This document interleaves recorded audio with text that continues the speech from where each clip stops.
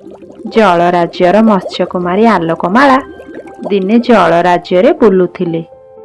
ଆରେ ବା, ମୋ ଜଳ ରାଜ୍ୟ ଏତେ ସୁନ୍ଦର ହୋଇଥିବ ବୋଲି ମୁଁ ତ କେବେ ବି ଭାବିନଥିଲି।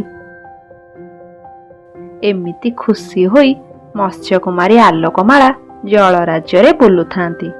କିନ୍ତୁ ହଠାତ୍ ଏତିକି ବେଳେ ଜଳର ସ୍ରୋତ ଜୋରରେ ବହିବାକୁ ଲାଗେ।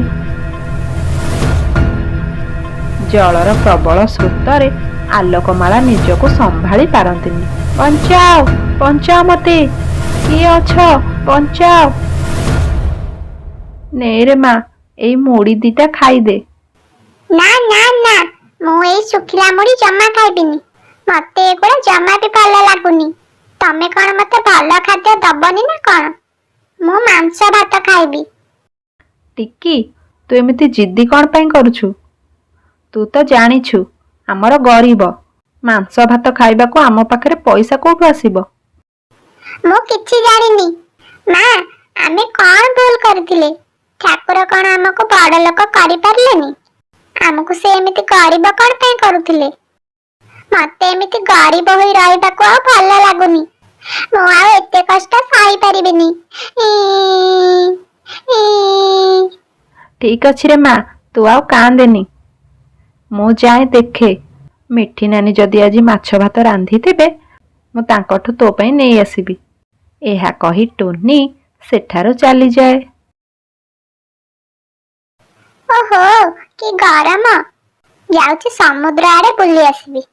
ସମୁଦ୍ର କୂଳରେ ଭଲ ପବନ ଦଉଥିବ। ଏହା କହି ଟିକି ଚଢ଼େଇ ସମୁଦ୍ର ଆଡେ ବୁଲିବାକୁ ଯାଏ। ଆରେ, ଇଏ କିଏ? ଏଠାରେ ଏମିତି ପଡିଛି କଣ ପାଇଁ? ଆରେ, ଇଏ ତ ଗୋଟେ ମତ୍ସ୍ୟକନ୍ୟା। ଏ ତ ବେହୋସ ହୋଇଯାଇଛି। ମତେ କିଛି କରିବାକୁ ପଡିବ। ଏହା କହି ଟିକି ଚଢ଼େଇ ତା ଡେଣାରେ ସମୁଦ୍ରରୁ କିଛି ପାଣି ଆଣି ମତ୍ସ୍ୟକୁମାରୀ ଉପରେ ଛାଟି ଦିଏ। ମୁଁ କେଉଁଠି ଅଛି? ମତ୍ସ୍ୟକନ୍ୟା, ତୁମେ ସମୁଦ୍ର କୂଳରେ ଅଛ। ତୁମେ ଏଠାରେ ବେହୋସ ହୋଇ ପଡିଥିଲ। ମୁଁ ପାଣି ଛିଞ୍ଚିବାରୁ ତୁମେ ହୋସକୁ ଆସିଲ। ହେଲେ ତୁମେ ଏଠାକୁ ଆସିଲ କେମିତି? ତୁମେ ତ ପାଣି ଭିତରେ ରୁହ। କହୁଛି ମୁଁ ତୁମକୁ, ହେଲେ ମତେ ଏବେ ଜଳକୁ ଯିବାକୁ ପଡିବ। ଏଠାରେ ମୁଁ କଥା କହିପାରୁନି। ଟିକି ଚଢ଼େଇ, ତୁମକୁ ଅନେକ ଅନେକ ଧନ୍ୟବାଦ। ପ୍ରକୃତରେ ମୁଁ ହେଉଛି ମତ୍ସ୍ୟକୁମାରୀ ଆଲୋକମାଳା। ମୁଁ ଆମ ଜଳ ରାଜ୍ୟରେ ଭ୍ରମଣ କରୁଥିଲି, କିନ୍ତୁ ହଠାତ୍ ଜଳର ପ୍ରବଳ ସ୍ରୋତ ବହିବାରୁ ମୁଁ ନିଜକୁ ସମ୍ଭାଳି ପାରିଲିନି। ବୋଧହୁଏ ଜଳ ସ୍ରୋତ ଦ୍ୱାରା ମୁଁ ଆସି ଉପରେ ପଡ଼ି ଯାଇଥିଲି। ତୁମେ ବହୁତ ଭଲ ଟିକି ଚଢ଼େଇ। ତୁମେ ମତେ ଆଜି ସାହାଯ୍ୟ କରିଛ। ସେଥିପାଇଁ ମୁଁ ତୁମକୁ କିଛି ଉପହାର ଦେବାକୁ ଚାହୁଁଛି। କୁହ, ତୁମର କଣ ଦରକାର? ତୁମେ ଯାହା ଚାହିଁବ ମୁଁ ତୁମକୁ ଦେବି। ମୁଁ ମାଂସ ଭାତ ଆଉ ଗୋଲାପ ଜାମୁ ଖାଇବାକୁ ଚାହେଁ। ତମେ ଜାଣିଛ ମତ୍ସ୍ୟକନ୍ୟା, ଆମର ଗରିବ ଘର ତ, ସେଥିପାଇଁ ମା ମତେ ସବୁଦିନ ମୁଢି ଖାଇବାକୁ ଦିଏ। ତୁମେ ମନ ଖରାପ କରନି ଟିକି ଚଢ଼େଇ। ମୁଁ ତୁମର ସବୁ ଇଚ୍ଛା ପୂରଣ କରିବି। ଆସ ମୋ ସାଙ୍ଗରେ। କୁଆଡେ ମତ୍ସ୍ୟକନ୍ୟା? ଆମ ଜଳ ରାଜ୍ୟକୁ। ତାପରେ ମତ୍ସ୍ୟକୁମାରୀ ଟିକିକୁ ନେଇ ଜଳ ରାଜ୍ୟକୁ ଯାଏ। ଇସ୍, କି ସୁନ୍ଦର ଜାଗା! ମତ୍ସ୍ୟକୁମାରୀ, ମୁଁ ପାଣି ଭିତରେ ନିଶ୍ୱାସ କେମିତି ନେଇ ପାରୁଛି? ସେ ବ୍ୟବସ୍ଥା ମୁଁ କରିଦେଇଛି। ତୁମେ କିଛି ଚିନ୍ତା କରିବା ଦରକାର ନାହିଁ। ଆରେ ବାପରେ, ଏତେ ସୁନ୍ଦର ଘର! ଏତେ ସୁନ୍ଦର ଘର ପାଣି ଭିତରେ ଅଛି। ମୁଁ ଏମିତିଆ ଘର କେବେ ବି ଦେଖିନଥିଲି। ଏଇଟା ଆମ ରାଜମହଲ। ମୁଁ ଏଇଠାରେ ହିଁ ରୁହେ। ତୁମେ ଆଜି ଏଇଠି ତୁମ ମନପସନ୍ଦର ଖାଦ୍ୟ ଖାଇବ। ତାପରେ ମତ୍ସ୍ୟକୁମାରୀ ଗୋଟେ ଟେବୁଲ ଉପରେ ଟିକିର ମନପସନ୍ଦ ଖାଦ୍ୟ ସବୁ ରଖିଦେଇଥାଏ। ଏତେ ସବୁ ଖାଦ୍ୟ? ଏସବୁ ମୁଁ ଖାଇବି? ହଁ ଟିକି ଚଢ଼େଇ, ଏସବୁ ତୁମେ ଖାଇବ। ଆଉ ଡେରି କାହିଁକି? ଏଥର ଖାଇବା ଆରମ୍ଭ କର। ଟିକି ଚଢ଼େଇ ମନ ଖୁସିରେ ସେସବୁ ଖାଏ। ଏପଟେ ଟିକିର ମା ଟୁନି ତା ପାଇଁ ମିଠି ଶୁଆ ଘରୁ ମାଂସ ଭାତ ନେଇ ଘରକୁ ଆସେ। ଟିକି, ଏ ଟିକି, ଏଇ ଦେଖ, ମୁଁ ତୋ ପାଇଁ ମାଂସ ଭାତ ଆଣିଛି। ଟିକି, କୁଆଡ଼େ ଗଲୁ? ଟୁନି ଟିକିକୁ ଘର ସାରା ଖୋଜେ, ହେଲେ ତାକୁ ପାଏ ନାହିଁ। ଆରେ, ମୋ ପିଲାଟା କୁଆଡ଼େ ଗଲା? ସେ ଆଉ ରାଗ କରି କୁଆଡ଼େ ପଳେଇ ଯାଇନି ତ? ଏହା କହି ଟୁନି ଟିକିର ସାଙ୍ଗମାନଙ୍କ ପାଖକୁ ଯାଏ। ଆରେ ପିଲେମାନେ, ଟିକି ତୁମ ପାଖକୁ ଆସିଥିଲା କି? ନାଇଁ ଟୁନି ଆଣ୍ଟି, ଟିକି ତ ଆଡେ ଆସିନି। ଏଠିକି ଯଦି ଆସିନି, ତାହେଲେ କୁଆଡ଼େ ଗଲା ମୋ ଝିଅ? ମତ୍ସ୍ୟ କୁମାରୀ, ବହୁତ ଡେରି ହେଇଗଲାଣି। ମୋ ମା ମତେ ସାଡେ ଖୋଜୁଥିବ। ଚାଲ, ମତେ ଜଳ ଉପରକୁ ନେଇଯାଅ। ଠିକ୍ ଅଛି ଟିକି ଚଢ଼େଇ, ଚାଲ।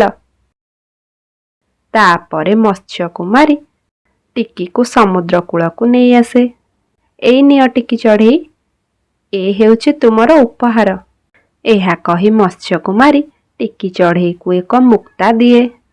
ତୁମର ଯଦି ଆଉ କେବେ କିଛି ଅସୁବିଧା ହୁଏ, ତେବେ ତୁମେ ଏଇ ସମୁଦ୍ର କୂଳକୁ ଆସିବ ଆଉ ମୋତେ ଡାକିବ। ମୁଁ ତୁମକୁ ନିଶ୍ଚୟ ଆସି ସାହାଯ୍ୟ କରିବି।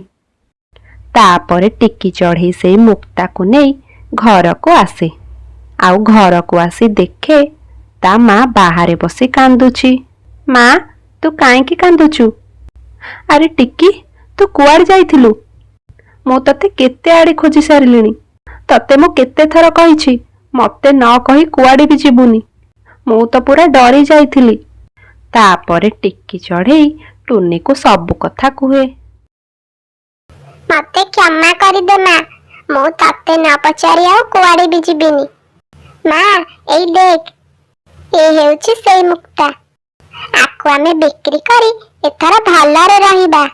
ନେ, ଆକୁ ବଣିଆ ପାଖରେ ବିକ୍ରି କରି ପଇସା ଆଣିବୁ। ତାପରେ ଟୁନି ସେ ମୁକ୍ତାକୁ ନେଇ ବଣିଆ ପାଖକୁ ଯାଏ ଆଉ ତାକୁ ବିକ୍ରି କରି ପଇସା ଆଣେ। ଆଉ ସେଇ ପଇସାରେ ତା ଭଙ୍ଗା ଘରକୁ ସଜାଡ଼େ। ଏମିତି ସେମାନେ ବହୁତ ଖୁସିରେ ରହୁଥାନ୍ତି। କିନ୍ତୁ ଦିନେ ମିଠି ଶୁଆ ତାଙ୍କ ଘରକୁ ଆସେ। ଆରେ ହେ, ଏ ଟୁନି ତ ଦିନକୁ 2 ମୁଠା ଖାଇବାକୁ ପାଉନଥିଲା, ଆଉ ମୋ ପାଖକୁ ଖାଇବା ମାଗିବାକୁ ଯାଉଥିଲା। ହେଲେ ହଠାତ୍ ଏମିତି ପରିବର୍ତ୍ତନ? ଏମାନେ ଏମିତି ଭଲରେ କେମିତି ରହିଲେ? ନା ନା, ଟୁନି ଉପରେ ନଜର ରଖିବାକୁ ପଡ଼ିବ। ସାଙ୍ଗ, ସାଙ୍ଗ, ମତ୍ସ୍ୟ କୁମାରୀ, ତୁମେ କୋଉଠି ଅଛ? ହଁ ଟିକି ଚଢ଼େଇ, ମୁଁ ଏଇଠି ଅଛି। କୁହ, କ'ଣ ହୋଇଛି? ମତ୍ସ୍ୟ କୁମାରୀ, ମୋ ମାର ଦେହ ବହୁତ ଅସୁସ୍ଥ ହୋଇଯାଇଛି। ସେଥିପାଇଁ ସେ କାମଧନ୍ଦା କରିପାରୁନି। ଘରେ ଆଉ ଟଙ୍କା ପଇସା ବି ନାହିଁ। ସେଥିପାଇଁ ତୁମ ପାଖକୁ ଆସିଥିଲି। ତୁମେ କ'ଣ ମତେ ସାହାଯ୍ୟ କରିବ? ଅବଶ୍ୟ ସାଙ୍ଗ, ମୁଁ ତୁମକୁ ନିଶ୍ଚୟ ସାହାଯ୍ୟ କରିବି। ଏଇ ନିଅ, ଏଇ 2ଟି ମୁକ୍ତା ବିକ୍ରି କରି ତୁମ ସମସ୍ୟାର ସମାଧାନ କରିବ। ଟିକି ବହୁତ ଖୁସି ହୋଇଯାଏ ଆଉ ସେଇ ମୁକ୍ତା 2ଟିକୁ ନେଇ ସେଠାରୁ ଚାଲିଯାଏ। କିନ୍ତୁ ଏସବୁ ଘଟଣା ମିଠି ଶୁଆ ଏକ ଗଛରେ ବସି ଦେଖୁଥାଏ। ଓ, ତାହେଲେ କଥା ଯାଇ ଏଇଠି। ଠିକ୍ ଅଛି, ତାହେଲେ ମୁଁ ବି ଏ ମତ୍ସ୍ୟ କୁମାରୀ ଠାରୁ ମୁକ୍ତା ନେବି। ମତ୍ସ୍ୟ କୁମାରୀ, ଓ ମତ୍ସ୍ୟ କୁମାରୀ। ହଁ ସାଙ୍ଗ, କୁହ, ମତେ କାହିଁକି ଡାକିଲ? ଆଉ ମୁକ୍ତା ଦରକାର କି? ନାଇଁ ନାଇଁ ମତ୍ସ୍ୟ କୁମାରୀ, ଆଜି ମୋର କିଛି ଦରକାର ନାହିଁ। ଆଜି ମୁଁ ତୁମ ପାଇଁ ପିଠା ଆଣିଛି। ମୋ ମା ତୁମ ପାଇଁ ପିଠା ତିଆରି କରିଥିଲା। ମତ୍ସ୍ୟ କୁମାରୀ ଯେମିତି ପିଠା ପାଇଁ ହାତ ବଢ଼େଇଛି, ଏତିକି ବେଳେ ତା ଉପରେ ଏକ ଜାଲ ଆସି ପଡ଼ିଯାଏ। ଆଉ ସେପଟରୁ କାଳୁ କାଉ ଆଉ ମିଠି ଶୁଆ ଜାଲକୁ ଟାଣିବାକୁ ଲାଗନ୍ତି। କାଳୁ ଭାଇ, ଦେଖ, ସେଇ ମତ୍ସ୍ୟ କୁମାରୀ। ହଁ ମିଠି, ତୁ ସତ କହୁଥିଲୁ। ଆଉ ଏବେ ଆକୁ ଆମେ ଘରକୁ ନେଇଯିବା ଆଉ ଆଠାରୁ ସବୁ ମୁକ୍ତା ଆଦାୟ କରିବା। ତୁମେ ମୋ ସାଙ୍ଗକୁ ବନ୍ଦୀ କ'ଣ ପାଇଁ କରୁଛ? ଛାଡ଼ି ଦିଅ ତାଙ୍କୁ। ଛାଡ଼ିଦିଅ, ଛାଡ଼ିଦିଅ ମତେ। ତୁମେମାନେ ମତେ ବନ୍ଦୀ କ'ଣ ପାଇଁ କରୁଛ? ଏତିକି ବେଳେ ଟୁନି ଚଢ଼େଇ ସେଠାକୁ ଆସି ପହଞ୍ଚିଯାଏ। ସେ ଏକ ବାଡ଼ି ଆଣି କାଳୁ ଆଉ ମିଠିକୁ ବାଡ଼ାଏ। ଏହି ସୁଯୋଗରେ ଟିକି ଚଢ଼େଇ ତାଙ୍କ ଜାଲକୁ କାଟିଦିଏ ଆଉ ମତ୍ସ୍ୟ କୁମାରୀ ସେଥିରୁ ବାହାରି ମିଠି ଶୁଆ ଓ କାଳୁ କାଉକୁ ଏକ ପିଞ୍ଜରାରେ ବନ୍ଦୀ କରିଦିଏ।